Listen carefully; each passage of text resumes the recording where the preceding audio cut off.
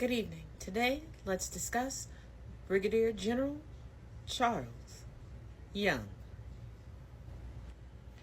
As a soldier, diplomat, and civil rights leader, Charles Young overcame stifling inequality to become a leading figure in the years after the Civil War when the United States emerged as a world power.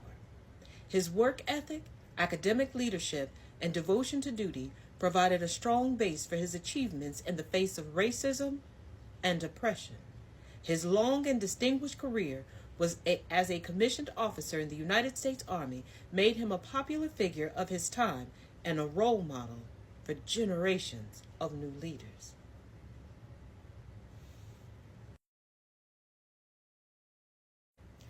Young was born to enslaved parents, Gabriel and Arminta Young, on March 12, 1864, in Mays Lick, Kentucky. That same year, his father escaped enslavement and in February 1865 joined the 5th Regiment U.S. Colored Heavy Artillery.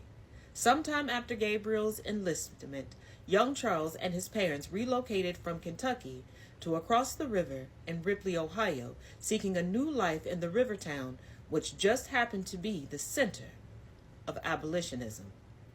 Charles flourished in Ripley in academics, foreign languages, and in music. His public education was supplemented with generous amounts of help from his mother, who was educated while she was a slave, a rarity for any slave during those times. At age 17, he graduated with academic honors from the Integrated High School in 1881. After high school, Young taught at the African American Elementary School in Ripley for 2 years. He would continue to chase his thirst for knowledge and education while under the guidance and mentoring of renowned African American abolitionist John Parker. In 1883, Charles Young's father encouraged him to take the entrance examination to United States Military Academy at West Point. Young scored the second highest on the exam and was not selected to the academy that year.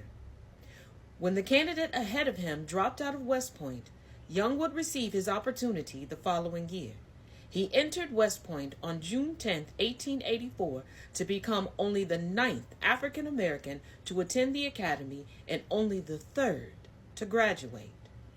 The other 2 African American graduates, Henry Osian Flipper, 1877, and John Hanks Alexander, 1887, would earn their commissions but would only see short careers in the Army. Flipper would be drummed out of the Army over controversial and questionable changes of conduct unbecoming an officer. In the mid-1990s, his descendants began a campaign to restore his name and clear his legacy of these charges. On February 19, 1999, President William Jefferson Clinton pardoned Lieutenant Henry O. Flipper of those charges. Lieutenant John Hanks Alexander would be a classmate of Charles Young at West Point, and they would serve together at Fort Duquesne, Utah, for a few years before Alexander would leave to become a professor at Wilberforce University in Ohio. Young would be dispatched to Wilberforce shortly after Alexander died of a sudden heart condition in 1894. As a cadet, Young encountered the same racial insults and social isolation from instructors and other cadets on a daily basis as those before him. Despite these indignities, he would persevere. After a dreadful first academic year, Young was faced with repeating his first year, or a plebe year, in order to continue his education. He would do so and did well over the next 4 academic years. Faced with a failing grade in an engineering class during his last semester, Young received tutoring from his instructor and was allowed to retake the exam. This time, Young passed and was awarded his diploma and commission in the summer of 1889. We'll continue with part 2, and it'll be linked in the comments. Because military leaders would not allow an African American officer to command white troops, the adjutant General's office waited 3 months after Young's West Point graduation in 1889 before assigning the newly commissioned second lieutenant to the 9th Cavalry at Fort Robinson, Nebraska. After a year marked by isolation and hostility, Young transferred to Fort Duquesne, Utah, where the command and fellow officers proved more welcoming. Here, Young mentored Sergeant Major Benjamin O. Davis, Sr., who later became the first African American to attain the rank of general. Between 1889 and 1907, Young served in the 9th Cavalry at Western Post and rose to the rank of captain.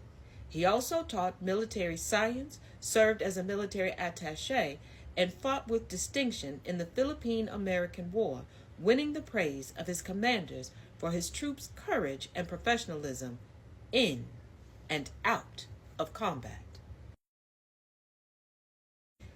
In the fall of 1894, Charles Young received a detached service assignment that wound up sending him to Wilberforce, Ohio.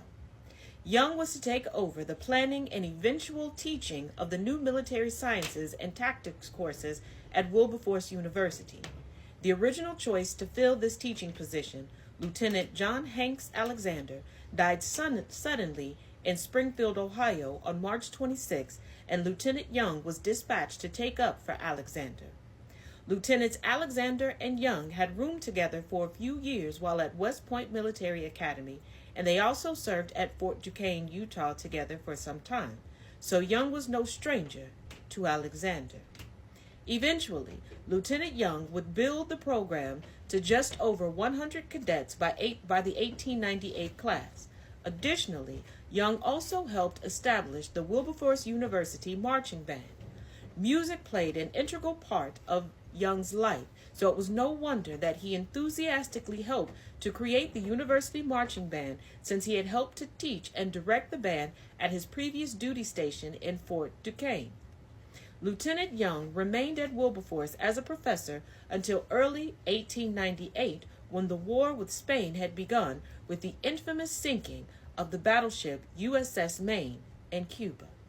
While Young did not rejoin his troopers of the 9th Cavalry, he did wind up being appointed as Major and Commander of the 9th Ohio Battalion, U.S. Volunteers.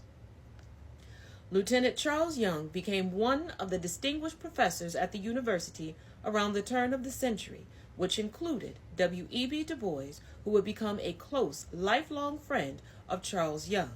By April of 1898, Young would be on the move away from Wilberforce as he mustered up and trained men for potential combat action in Cuba.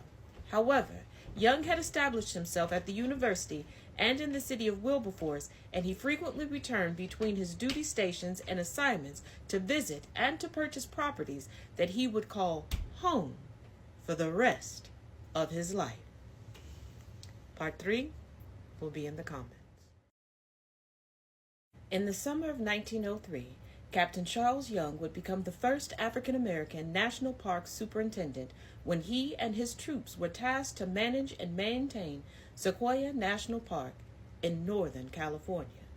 Because the U.S. Army was tasked with protecting the national parks in these early years, the Army would send troops to manage, maintain, and patrol them. Young and his troopers arrived in Sequoia National Park in the summer of 1903 and proceeded to construct roads and trails that other troops were unable to do in the years before them. As the leader of his troops, Young would inherit the title of Acting Superintendent of Sequoia National Park that year. He incorporated the local townsfolk to assist his troops' efforts, and he and his troops' accomplishments from their summer of hard work were lauded by many throughout the area. In 1904, Captain Young became the first military attaché to Haiti and the Dominican Republic on the island of Hispaniola. Young joined 23 other officers, the only African American among them, serving in these diplomatic posts in the Theodore Roosevelt administration. He won President Roosevelt's praise through an introduction Roosevelt wrote for his monograph on the people and customs of Hispaniola. Young's experiences in foreign service and as commander in the Philippines formed the basis of his book, The Military Morale of Nations and Races, 1911. From 1912 to 1916, he served as the military attaché to Liberia, helping to train the Liberian Frontier Force. After returning from Liberia, he then served as a squadron commander during the punitive expedition in Mexico against Pancho Villa. He distinguished himself at the Battle of Agua Caliente, leading his men to the aid of a cavalry unit that had been ambushed. During the same period, Young won additional promotions to major in 1912 and to lieutenant colonel in 1916. In July 1917, Young was medically retired and promoted to colonel in recognition of his distinguished Army service. Young and his supporters asked for reconsideration of his retirement. To demonstrate his fitness to serve, Young, then 54, made a historic 500-mile horseback ride from Wilberforce, Ohio to Washington, D.C. Afterwards, the Secretary of War gave Young an informal hearing, but did not reverse the decision. Though medically retired, Young was retained on a list of active duty officers. During World War I, the War Department sent him back to Ohio to help muster and train African American recruits for the war. Days before the November 11, 1918 armistice, Young was assigned to Camp Grant, Illinois, to train black servicemen. Shortly thereafter, at the request of the State Department, Colonel Young was sent once more to serve as military attaché to Liberia, arriving in Monrovia, February 1920. While on visit to Nigeria in late 1921, he became gravely ill and died at the British Hospital in Lagos on January 8, 1922.